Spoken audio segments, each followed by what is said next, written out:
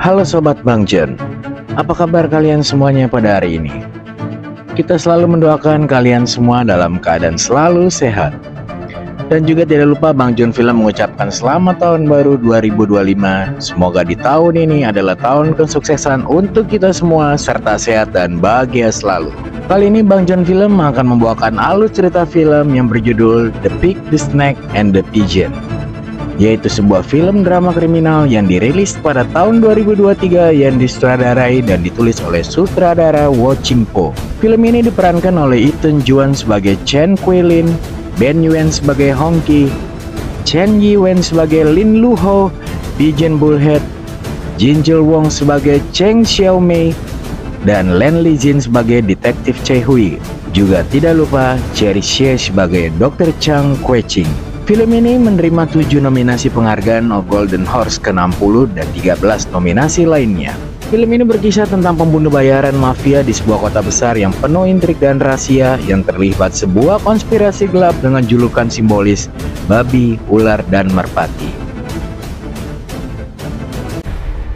Scene diawali dengan seorang pemuda berbincang dengan lelaki yang menjadi anak buah gangster bos hitam Wan Hua, membicarakan tentang bocah Kuei-lin. 2 bulan yang lalu seorang penjudi menang 8.000K atau sekitar 128 miliar, tetapi bos Hung pemilik kasino tidak membayar kemenangannya.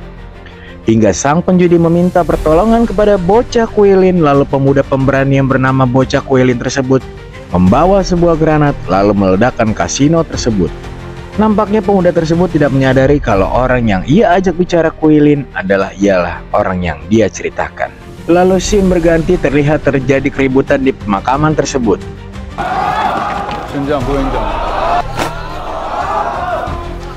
Kuei-lin menembakkan pistolnya ke arah salah satu bos mafia, berkali-kali peluru mengenainya hingga peluru mengenai dada dan melumpuhkannya.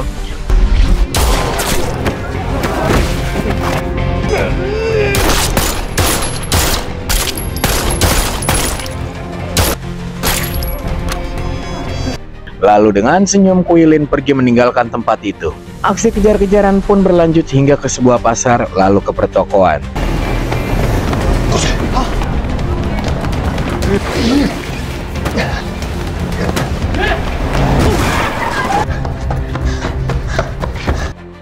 Terjadi duel antara petugas kepolisian dan Kuei-lin, lalu mereka berkejaran dengan menaiki tangga hingga atap dan terjatuh, lalu ia menghantam kepala detektif ke arah tempat dupa, lalu mengenai matanya.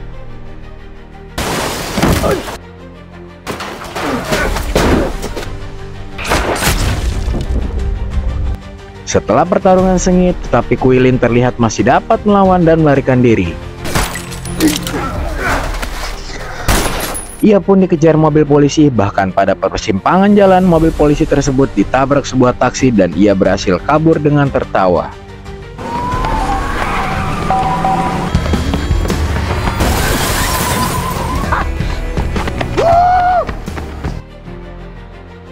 Empat tahun kemudian, scene menampilkan Kuei-lin masuk ke dalam sebuah gedung dan dihubungi oleh Dr. Chang untuk datang ke rumah sakit.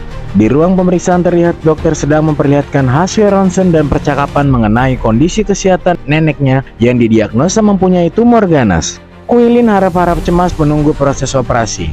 Di depan kamar operasi, Kuei-lin meneteskan air matanya. Ia tak kuasa menahan kesedihannya karena nenek yang ia sayangi tidak dapat diselamatkan. Dr. Chang memberikan peninggalan dari nenek Kuei-lin di dalam sebuah tas yang berisi uang dan jam tangan, dan juga memberikan hasil ronsen milik Kuei-lin yang ternyata menderita kanker paru stadium akhir. Ia hanya mempunyai kesempatan hidup yang singkat hingga harus mengalami transplantasi paru.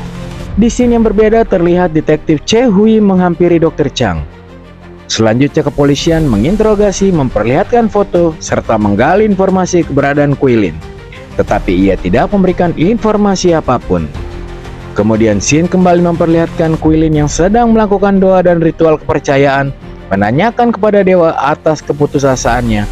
Yang didapatinya adalah ia harus terus menjalani kehidupan walaupun berat. Setelah pertanyaan berkali-kali, jawabannya tetaplah sama. Pada pagi harinya, Kuei-lin pergi ke kantor polisi berniat untuk menyerahkan diri. Setelah Quillin memperlihatkan identitasnya, lalu ia melihat ke arah papan pengumuman dan mendapati fotonya ada di antara daftar pencarian orang pihak kepolisian. Ia mengambil poster tersebut lalu pergi meninggalkan tempat itu. Saat malam hari, Quillin pergi menemui temannya dan bertukar pikiran tentang rencananya ke depan sebelum ia meninggal karena penyakit kronis yang dideritanya. Ia ingin menjadi sosok yang populer di kalangan gangster, lalu dengan ambisinya, ia meminta bantuan Dr. Chang di toko obat-obatan milik dokter tersebut. Quillin meminta informasi tentang beberapa orang yang pernah dirawat oleh Dr. Chang. Dan setelah itu Quillin berkata, "Aku tidak takut mati. Yang aku takuti adalah setelah aku mati, aku akan dilupakan." Flashback 20 tahun lalu di mana ia pernah mengobati seseorang yang ditembak dan sebuah peluru bersarang di kepalanya. Orang tersebut dikenal dengan nama Honky atau yang mempunyai tato ular di tangannya. Dan Xiaomei sebagai asisten yang merawatnya, dan informasi lain yang sangat terbatas juga diberikan oleh Dr. Chang kepada Quillin. Ia memberikan surat keterangan sakit milik ibu salah satu buronan mafia terkejam di kota tersebut yang juga dikenal sebagai Lu Hongsang Merpati. Setelah mendapatkan bekal informasi yang didapat dari Dr. Chang, Quillin pergi menyusun rencana. Dan pada malam harinya, Quillin memilih penginapan di seberang salon yang akan menjadi targetnya. Saat sampai ruangan hotel, di sana ia melihat arah jendela, lalu terlihat Honky dan sekelompok gangster yang masuk dan merayakan keberhasilan misi mereka dengan minuman alkohol. Karena suatu kesalahpahaman dan sikap temperamen sang bos, Honky memukul kepala anak buahnya dengan botol minuman berkali-kali hingga darah bercucuran, dan pada saat ingin menghantam kepala laki itu dengan asbak, terlihat Xiaomei menahannya. Lalu scene kemudian berganti kepada keesokan paginya. Quillin mengunjungi salon yang berada di seberang tempat ia menginap. Ia berencana untuk merapikan kumis dan jenggotnya, lalu Honky yang mencurigai gerak-gerik Quillin mengambil alih dan menanyakan beberapa hal, dan ia mengetahui kalau ia diintai semalaman oleh Quillin. Lalu Honky menggoreskan pisau cukur ke alis Quillin, dan saat Quillin bersiap dengan pistol untuk menembaknya, namun tiba-tiba polisi masuk ke salon dan menanyai mobil yang terparkir di luar yang menghalangi jalannya. Saat menjelang malam, Quillin melanjutkan aksi dan rencananya. Ia menusukkan senjata tajam kepada salah seorang anak buah Honky yang berada di dalam mobil. Pada saat Honky ingin menyalurkan hasratnya untuk bercinta dengan Xiaomei, terjadi perkelahian antara Quillin dan anak buahnya. Lalu ia pun duel dengan Honky. Kemudian terjadi kejar-kejaran antara detektif kepolisian dengan mereka berdua. Detektif pun berhasil menghalau Quillin untuk bertarung dengannya, hingga terjatuh ke sungai dan kakinya terpelintir. Quillin masih unggul dan detektif pun terkapar. Quillin masih mengejar Honky sampai ke sebuah tempat, dan di sini baku hantam brutal terjadi antara mereka berdua hingga akhirnya Quillin pun menembak Honky tanpa memberikan alasan dan jawaban kepada Honky.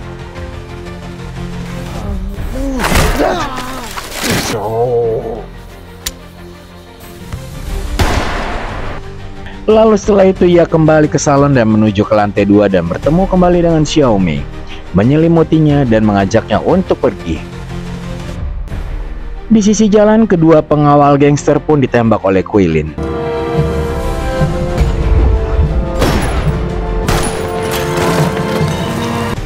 Di pantai, Quillin berbincang seputar keluarga dan masa lalu dan mengingatkan kepada Xiaomei, bila ada pihak kepolisian menanyakan siapa pembunuh Honky, jawab saja Quillin yang bertanggung jawab atas hal tersebut. Lalu mereka pun berpisah. Beralih pada malam hari, terlihat Quillin mengambil besi yang tertancap di badannya. Ia melihat berita pembunuhan yang ia lakukan cukup membuat ambisinya yang ingin menjadi seorang mafia yang sangat ditakuti mulai terwujud. Aku akan melakukan hal besar agar seluruh penjahat dapat mengetahui kehebatanku. Quillin melanjutkan misinya untuk mencari Luho, ketua mafia yang terkenal sadis di Asia Antero negeri. Ia mencari informasi terkait dengan Luho. Ia mendatangi rumah sakit dan menunjukkan surat medis, dan ia terkejut ternyata ibu dari Luho sudah meninggal. Staf rumah sakit lalu memberikan abu jenazah untuk alamat dari keluarganya. Singkat cerita, Quillin sampai di sebuah tempat terdapat rumah ibadah penganut sekte kepercayaan, dan ia disambut dengan ramah dan disuguhi makanan. Lalu ia mengikuti serangkaian ritual di sana. Terlihat adegan di mana seorang memimpin khotbah dalam kegiatan itu. Tidak lama berselang, Quillin memuntahkan darah kental dari mulutnya dan di ruangan aula tempat kegiatan ritual. Mungkin dikarenakan penyakit kronis parunya yang sudah mencapai stadium 4, lalu ia dibawa ke rumah sakit. Pemimpin sekte tersebut mengatakan ada kekotoran batin di dalam diri Quillin yang harus dibersihkan. Lalu scene berlanjut keesokan harinya, Quillin mendapatkan kesempatan untuk berbincang langsung dengan ketua sekte. Dan ia mengatakan alasan kedatangannya adalah untuk mencari seseorang yang bernama Lin Luho. Lalu kepala sekte tersebut mengantarkan Quillin ke tempat pemakaman Lin Luho dan menceritakan tentang masa lalunya. Ia menceritakan saat-saat sekarat dan percakapan pada saat menjelang ajal di bangsa rumah sakit. Selanjutnya ia menjalani ritual untuk membersihkan kotoran batin. Ia pun merenung atas semua kejadian selama hidupnya dan ia sangat menyesalinya. Kemudian adegan beralih ke rumah sakit. Dokter mengatakan bahwa hasil ronsennya tidak menunjukkan tanda kanker dan sel metabolisme tubuhnya mampu melawan penyakit kronis tersebut, membuat ia meyakini tentang ritual dan kepercayaan pada sekte tersebut. Selanjutnya Quillin memilih beberapa benda untuk disimpan di sebuah lubang galian sebelum menyerahkan benda lain berupa harta duniawi kepada pemimpin sekte tersebut untuk segera dimusnahkan. Bahkan uang dan jam peninggalan neneknya pun ia berikan. Keesokan harinya pada saat tengah berlangsung ibadah, tiba-tiba seorang anak kecil yang duduk di barisan depan memuntahkan cairan merah kehitaman. Sontak membuat Quillin kaget dan langsung membawanya ke rumah sakit. Di ruangan 303 anak tersebut dirawat, terlihat beberapa pengikut berada di sana juga. Ada salah satu kalimat yang mengejutkan, ternyata mereka meracuni anak tersebut dan memberikannya dalam dosis yang terlalu tinggi.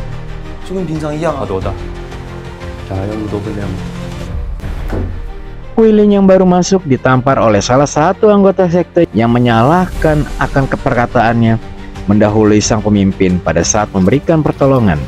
Lalu adegan memperlihatkan percakapan dokter tentang kondisi anak tersebut. Ibunya tidak mengerti kenapa musibah tersebut bisa terjadi, padahal sebelumnya anak itu tidak mengalami gejala apapun. Quillin memperhatikan kejanggalan dalam hasil ronsen dan ia menduga ada manipulasi dan mengeksploitasi iman seseorang untuk menjadi pengikut di sekte tersebut dan mengambil harta para anggota sekte. Kejadian yang terjadi sangat mirip dengan yang dialami oleh Quillin. Pada malam harinya dengan perasaan yang kacau dan penasaran, ia menyelinap memasuki ruangan ketua sekte untuk mendapatkan informasi lebih dalam. Dan ia mengetahui kejanggalan lain, ternyata harta benda yang diikhlaskan oleh para pengikut tidak benar-benar dimusnahkan, dan ia malah menemukan di salah satu ruangan semuanya sudah tertata rapi di sana. Ia bahkan menemukan jam tangan peninggalan neneknya, tetapi uang tunainya sudah tidak berada di kotak tersebut. Lalu hari berikutnya Quillin yang sangat emosi mendatangi aula tempat ritual berlangsung dan menggagalkan upacara penebusan dosa. Ia membawa bukti dompet milik ibu dari anak tersebut, tetapi karena anggotanya banyak, ia seorang diri kalah dalam pertarungan itu. Ketua sekte terlihat dengan tatapan marah dan merasa hal ini adalah ancaman bagi kaum mereka dan memberikan hukuman kepada Quillin untuk dikubur hidup-hidup setelah mengalami luka. Tetapi Quillin bukanlah seorang lemah. Ia bangkit dari peti mati tersebut dan membongkar makam Luho. Faktanya ternyata Luho adalah sang ketua sekte kepercayaan tersebut dan memiliki ciri-ciri yang sama, yaitu tato merpati. Quillin yang cerdik mengambil kembali senjata yang sempat ia simpan pada saat sebelum ritual penebusan dosa, lalu kembali untuk menghabisi Luho yang berkamuflase atau menyamar sebagai pemimpin sekte. Ia membocorkan rahasia pemimpin tersebut dan mengungkapkannya kepada para semua pengikutnya bahwa ia terlibat kriminal dan menjadi buronan polisi. Lalu Luho yang tertembak pun tetap bangun narasi kepada semua pengikutnya bahwa Quillin menantang Luho dengan ucapannya, bila ke-9 peluru yang tembak nanti gagal, maka semua adalah kehendak Tuhan. Dan karena kemampuan spiritual pemimpin tersebut belum sampai habis peluru ketiga tepat mengenai kepala Luho dan ia pun tewas seketika. Lalu Quillin menghitung mundur dari angka 10 untuk memberikan kesempatan kepada para pengikut sekte untuk segera pergi dan menyudahi kepercayaan kepada sekte tersebut. Saat selesai menghitung mundur, ia membantai seluruh pengikut fanatik yang masih berada di tempat itu, hingga pengikut terakhirnya yang bernyanyi menggunakan gitar di podium ditembak juga kepalanya hingga menembus sampai ke lukisan Lin Ho.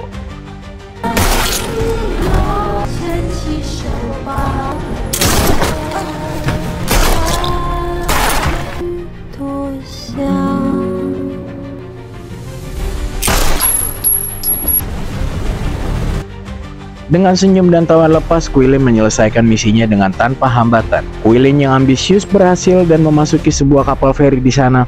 Ia meminta kepada salah satu penumpang untuk meminjamkan ponselnya untuk menghubungi detektif dan menyerahkan dirinya.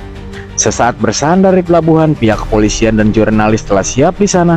Dengan tanpa rasa penyesalan, ia memberikan kedua tangannya untuk diborgol. Lalu Quillen dibawa ke dalam mobil polisi, bahkan ia meneriakkan namanya kepada awak media sebelum masuk ke mobil. Beberapa tahun kemudian, Quillen lalu dipenjara dan dikunjungi oleh Dr. Chang. Ia mengatakan bahwa Quillen tidaklah menderita penyakit kronis. Ia berbohong tentang kanker paru stadium akhir yang diderita oleh Quillen. Tetapi Dr. Chang sendirilah yang sakit. Tetapi Dr. Chang bangga dengan cara Quillen membasmi gangster dan mafia besar yang menjadi buronan polisi selama ini. Sesaat sebelum eksekusi mati, permintaan terakhir Quillen dikabulkan oleh detektif.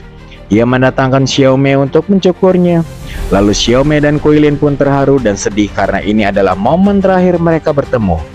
Quillen tak kuasa menahan air mata. Quillen memberikan jam tangan peninggalan neneknya kepada Xiaomei sebagai kenang-kenangan, dan Xiaomei memberikan tuxedo bergambar babi sebagai tanda terima kasih. Tiba pada hari akhir Quillen, ia dengan tegas menolak menggunakan obat bius pada saat eksekusi. Ia memilih menghadapi kematiannya dengan kesadaran penuh, dan ia sangat tidak sabar untuk bertemu kembali neneknya di kehidupan lain tanpa ada keraguan pada diri Quillen. Dan eksekusi mati pun berlangsung. Film diakhiri dengan suara letupan senjata.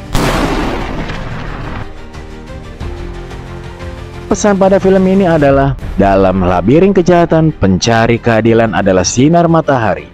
Cahaya kemanusiaan tidak pernah padam meski dikelilingi oleh kegelapan. Jalan menuju keadilan bisa dengan banyak cara, bahkan di hati seorang penjahat sekalipun ada kemungkinan untuk bertobat dan berbuat kebaikan. Terima kasih untuk para sobat Bang John yang telah menonton film kita kali ini. Tunggu film-film kita selanjutnya dan dukung terus channel ini dengan cara ditekan tombol subscribe warna merah.